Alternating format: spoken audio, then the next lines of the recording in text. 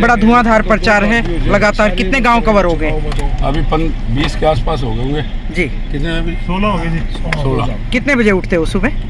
सुबह 5 बजे जी। उसके बाद ये दिनचर्या के बाद फिर थोड़ा सा मेरे कैमरे की तरफ प्लीज। फिर मैदान में है 6 बजे निकल लेता हूँ जी जी जी। तो आप तो एक तरह से ब्रह्मचारी हैं और आपका जो पूजा पाठ कितने बजे तक चलती है? मंदिर में मत्था टेका और वोट मांगने के लिए निकल लेते हैं। नाश्ते में क्या लेते हैं सुबह? नाश्ते में कुछ नहीं लेता, 9-10 बजे जो रोटी मिल जाए खा लेते हैं जहाँ भी। तो पूरा दिन तो ऐसे कैसे चलेगा बगैर खाए? आपको तो बहुत काम करना भी। नाश्ते में मिलता रहता है ना। हाँ बालू जी है, सुभाष जी हैं और कोई भी जहाँ मिल जाए जो भी रोटी के टाइम पर। और रात को कितने बजे तक होता है? रात को 1 बजे तक, मतलब प्रचार तो 11 बजे तक, लेकिन 11-12 बज जाते हैं आने जाने में।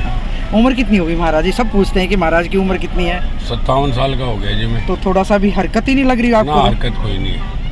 सोनीपत लोकसभा की सीट पर कांग्रेस पार्टी द्वारा मजबूत उम्मीदवार को लेकर महीनों तक संभावनाओं और आशंकाओं की चर्चा के बाद जब सतपाल ब्रह्मचारी को मैदान में उतारा तो सबने एक सुर में कहा, इससे तगड़ा उम्मीदवार कोई हो नहीं सकता।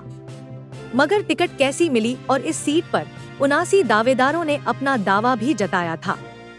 मगर सतपाल महाराज को जब टिकट मिली तो किसी ने आपत्ति तक नहीं जताई, जबकि सतपाल महाराज ने आवेदन तक नहीं कर रखा है। उनको टिकट कैसे मिली? इसके पीछे की कहानी क्या है? क्यों अनजान लोगों ने भी भूपेंद्र सिंह हुड्डा को यह कहा कि टिकट बाबा को दे दो जीत जाएगा?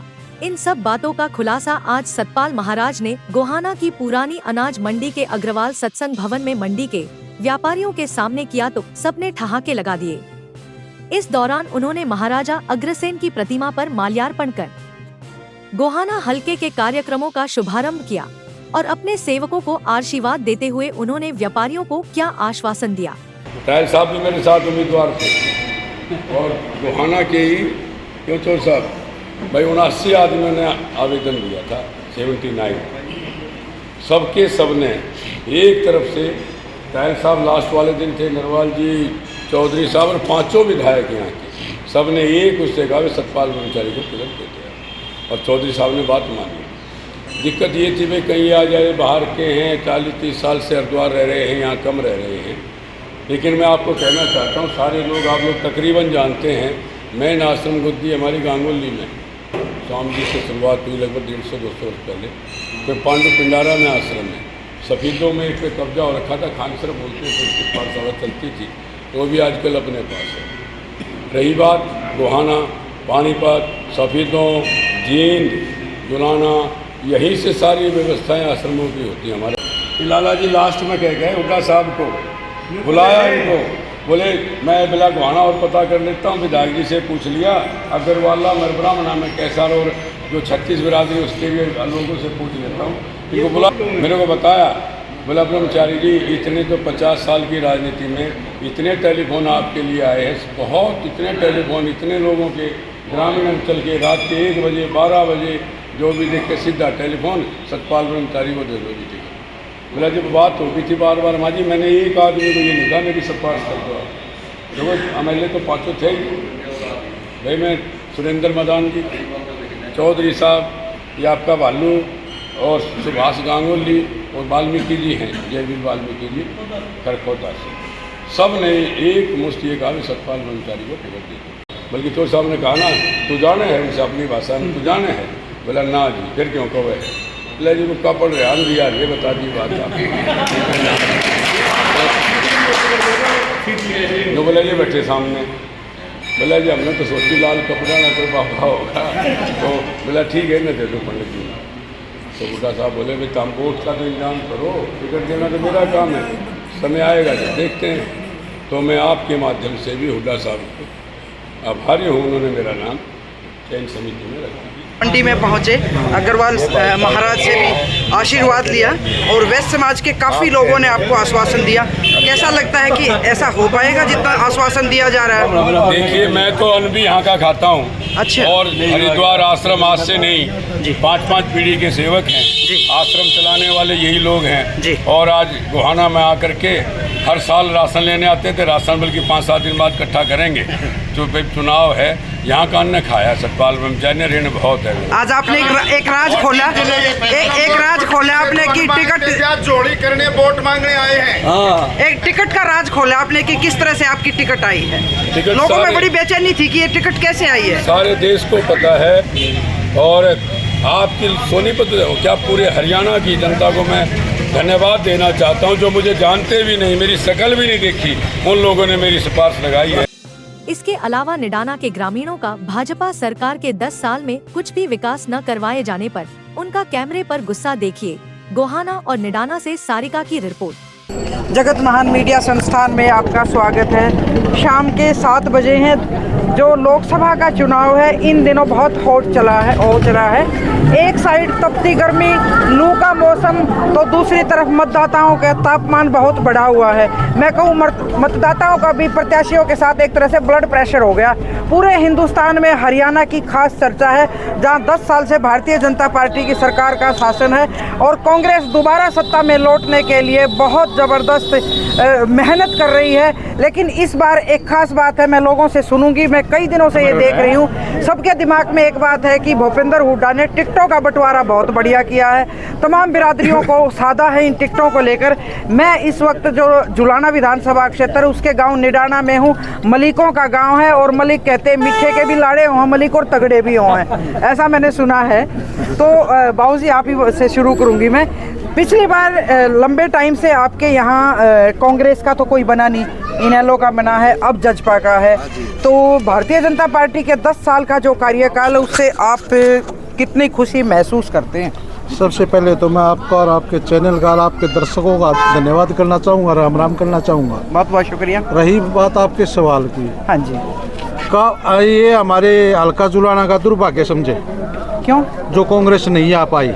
रही बात बीजेपी की, ना तो कोई काम हो रहा है, महंगाई, भ्रष्टाचार, कुशासन, हाँ, ऐसा है कि हम परेशान हैं बिल्कुल। ये बात तो नेता बोलते हैं। अब मुझे ये बताओ कि आप कह रहे हो कि भाई 10 साल से कांग्रेस को आपने मतलब क्यों नहीं प्यार किया कांग्रेस से? आपने पिछली बार जो डाली थी वोट, वो क्या सोच के डाली थी, और अब कांग्रेस को दोगे तो क्या सोच के डाल रहे हैं? फिर क्या अंतर महसूस कर रहे हैं? हमने इनको तो देख लिया ना। अच्छा, तो कांग्रेस को भी देख लिया आपने 10 साल? कांग्रेस ही बेहतर है, यही विकल्प हमारे पास। अब अंतर समझ में आया है? जी जी जी जी। अच्छा, अब मतलब 36 जाति पूरी सभी बिरादरियों ने मिलकर और ये देखा है कि भाई हमारे नौजवान बच्चों ने और साथ में सभी ने यही विकल्प है हमारे पास, और कोई विकल्प नहीं। ये विकल्प की बात करते हैं, बेशक मतलब पता नहीं मुझे यहाँ एजुकेशन, नौकरी किस तरह की, कैसे इंफ्रास्ट्रक्चर सुविधाएं हैं कुछ? नहीं, बिल्कुल नहीं। अच्छा, ये छोटी सी बच्ची के गले में भी देख सकते हैं आप किसके लिए खड़े हैं? पता कुछ? कांग्रेस के लिए। आप बता रहे हैं क्या सुविधा क्या नहीं है यहाँ? मेडिकल की सुविधा नहीं है, आपसे भी करेंगे। वही मूलभूत सुविधा है जो विकास के लिए जरूरी हो, संसाधनों की, स्कूल की, शिक्षा की, निजीकरण की तरफ इसका ध्यान है सरकार का। अच्छा, अभी जैसे राहुल गांधी ने, बाबूजी आप थोड़े से मुझे लगते हैं कि राजनीति में कोई नहीं, इनसे करो, अच्छे कुर्ते पजामे पहन रखे, राजनीति समझ रहे हम तो आम आदमी से कर लो। अगर आप राजनीति वाला समझो तो आम आदमी से आम आदमी से पूछो क्या करें। अच्छा, राहुल गांधी जो कांग्रेस के जनरल सेक्रेटरी हैं, उन्होंने 2 यात्राएं निकाली। कांग्रेस बिल्कुल एक तरह से यूँ लगा लो खत्म हो गई थी। जो 2 यात्राएं निकाल रही हैं, क्या उसका असर है आज कांग्रेस के लिए इतने लोग खड़े हैं? बीजेपी की गलत नीतियों, बीजेपी के नीतियों के कारण मतलब। हाँ, बाकी नेहरू परिवार के ये गलत परिवारवाद लगा, बिल्कुल गलत है इनका। उनकी नीतियों से जनता त्रस्त है, वो बदलाव चाहती है दोबारा। कांग्रेस के यही विकल्प है। एक मैंने ग्रामीण क्षेत्र में मैंने देखा कि लंबे टाइम से चौधरी देवीलाल परिवार का भी खूब आपने प्यार किया उन लोगों से, उनकी नीतियों पे भरोसा जता। कांग्रेस में तो अगर खास मैं बुरा ना माने, मैं कैमरे पे बोल रही हूँ, जाट लोग कांग्रेस को वोट देते थे ना, तो उनको क्या कहते थे आपको पता, कुछ बताने की जरूरत नहीं है। तो इस बार क्या लगता है कि 10 साल आपने भूपेंद्र हुड्डा का राज देखा और 10 साल आपने मनोहर लाल खट्टर का राज देखा? ऐसा है बहन जी, पूरे प्रदेश ने हिंदुस्तान की जनता इनके जुमलों से तंग आ चुकी है। कभी कहते थे ये 15 लाख रुपए खाते में आएंगे, आपके खाते में आए कुछ? नहीं आया कुछ, किसी के भी नहीं आया। चेक कर लो। 2 करोड़ रुपए नौकरी मिलेंगी, हाँ। काला धन आएगा, अच्छे दिन आएंगे, हाँ। किसान की आमदनी दुगनी होगी, गरीबों का भला होगा, किसी का कुछ नहीं। लोग इनके आडंबरों से झूठ से तंग आ चुके हैं और उसी का कारण आज जनता खुद आगे मैदान में चुनाव लड़ रही है कांग्रेस के पक्ष में। ये मैं दिन में घरौंडा थी, अब मैं निडानी हूँ। एक बात मुझे लोगों की बहुत अच्छी लगी कि सरकार से, सत्ता से जो भिड़न था, अकेला विपक्ष नहीं भिड़ रहा बल्कि ये लोग भी भिड़ रहे हैं। आम जनता चुनाव लड़ रही है। ये 2014 में भी हुआ था जब अन्ना आंदोलन की वजह से हर आदमी जुड़ा था। ये खास बात है। एक और है, और इसके बाद एक और बता दूं मैं, युवा एक साथी आधे सेकंड नौकरी तो नहीं करते?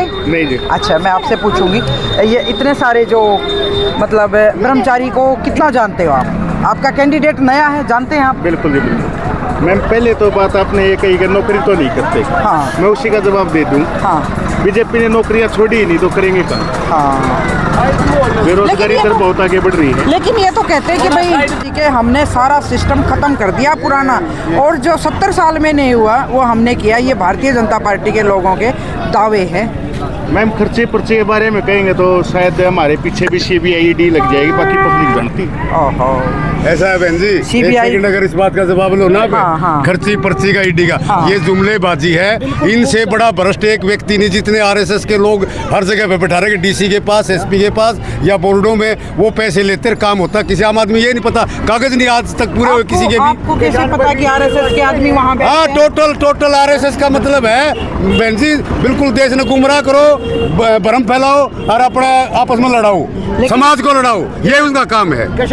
और आपने कहा था 10 साल आपने भूपेंद्र सिंह हुड्डा को देखा। भूपेंद्र सिंह हुड्डा के राज में किसान खुशहाल था, मजदूर खुशहाल था। मजदूरों के लिए, गरीबों के लिए 100 गज के प्लाट दिए, उनके घर में स्वच्छ पानी दिया, बच्चों को वजीफे दिए, किसान को अच्छे भाव दिए, मतलब चारों तरफ से व्यापारी को सुरक्षा दी। एक बात बताओ, बहुत खुश हैं, एक सेकंड में बहुत खुश थे। हाँ जी। जुलाना सफेदों जींद ने ही भूपेंद्र हुड्डा के कैंडिडेट, भूपेंद्र हुड्डा। हाँ, बिल्कुल ये बात। अभी इसी बात का दुख भी है लोगों ने कि हमने बहुत बड़ी गलती की थी, इस बार गलती को सुधारेंगे। और उसका आप देख रहे हो, कहीं भी जाओ आज रोड पे खुद लोग निकल के आके। मैम उसका रीजन है, जो बीजेपी ने राजनीति की वो जातिवाद की और धर्मवाद की।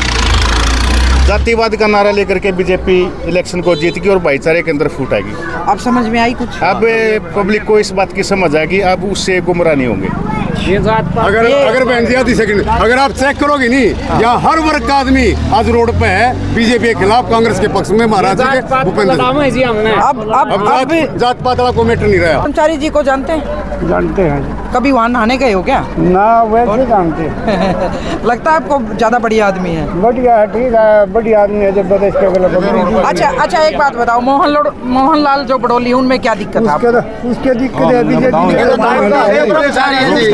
हमने बोलना हाँ। पूरा भारत तंग है। किस बात पे मैं बताऊंगा। जो ये ड्राइवर के खिलाफ है, और एक घर में ड्राइवर है, ठीक है, और एक घर में आपका में ड्राइवर हो, आप भी है, मान लो गाड़ी में चलते हो, 10 साल की सजा, 7 लाख रुपया जुर्माना। आपने कौन दे देगा? हड़ताल कौन दे देगा? मैं पूरा हरियाणा में तो घूमनिया हूँ, दूसरी स्टेटा में भी जाऊंगा। 400 पार का जो नारा है, 100 भी नहीं आती जी, 100 भी नहीं आती। 36 जात की बात है यार। नौजवानों के लिए बनाए, गरीब मजदूर का बालक अपनी मेहनत करके आर्मी में जाता था, आज उसकी 4 साल की नौकरी बना दी। उसके लिए कौन राजी होगा? 4 साल में गोली खाने के लिए कौन जाएगा?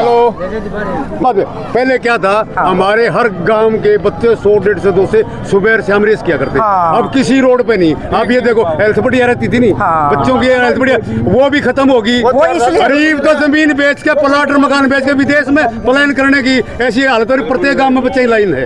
ऐसी नौबत आ गई, यहाँ पे ऐसी पोजीशन कर दी। ऐसी को मिलता था ना सर। आप किस समाज से हैं? दानक समाज से। ये देखो, इन्होंने, मैं मुकेश कुमार हूँ, नजदीक से दिखाए, जो वजीफा मिला कर दो भी बंद कर दिया। अच्छा। और 2007 में भवन निर्माण का कानून लागू कराया था हुड्डा साहब ने, वो भी बंद कर दिया इन्होंने। नामदेही 4,500 कापियां बंद कर दी इस नामदेही।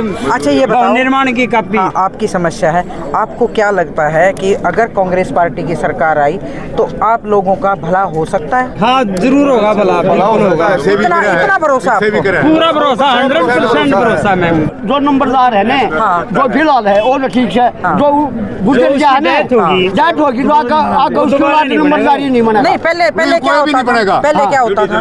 जगालाई जी नंबरदारी ये होता था।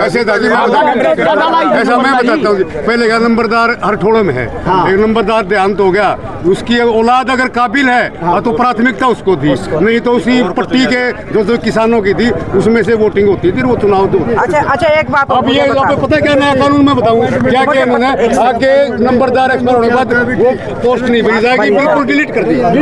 किसकी वेट में बैठे हैं आप? किसकी वेट में बैठे हैं? जोर से बताओ कौन आ रहे हैं? अपने कैंडिडेट का नाम का पता है कि नहीं आपको? पहले बताओ। नाम का पता नहीं। सतपाल। ये बता रही सतपाल। क्या लगता है आपको, सतपाल के मारे बैठे हो? तो किसको जिता रहे हो इस बार? सतपाल ने। पिछली बार किसको दी थी? पिछली बार तो उसकी थी डंडा थी। अच्छा, पिछली बार डंडा को दी थी। और तो इस बार क्या लगता है, महाराज बेड़ा पार कर देंगे आपका? बेड़ा पार करेंगे। अच्छा, बेड़ा पार खातर तो बैठे। हाँ, मतलब कांग्रेस के प्रत्याशी को लेकर महिलाओं में भी अच्छा खासा क्यों दे रहे हो आप महाराज को वोट, ये बताओ क्या खास बात है? खास बात है, बदल के देखेंगे भाई, उसमें घने दुखी हो लिए, इसको सुलियत आ जाए। अच्छा हैं? अच्छा। पढ़े लिखे अभी नहीं सहूलियत आई? 10 साल से कोई सहूलियत नहीं आई? कोई सहूलियत नहीं आई।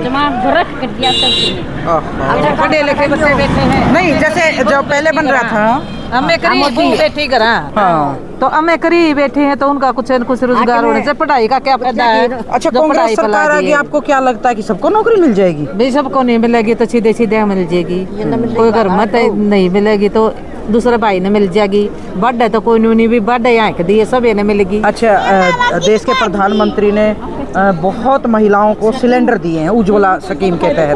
सिलेंडर मिला आपको? नहीं मिला। नहीं मिला।